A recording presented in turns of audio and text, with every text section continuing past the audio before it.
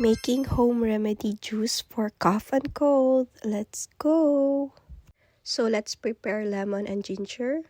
Cut the lemon into slice and also the ginger. So make sure na imong no more panit na ang ginger.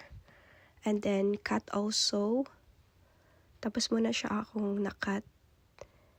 Then ibutang sa pot. I choose a small pot. Then with water. So i-add lang na to tanan. And, tapos gibutang lang na ko siya sa stove and then turn on. Gibutang na ko siya sa number 6. So ready na. Then nag-add lang ko og salt para ma-taste po na to ang ato ang juice. Then pabukalan lang na siya. Then ibutang na nimo siya sa glass. Tapos gi-half lang na ko siya for the meantime.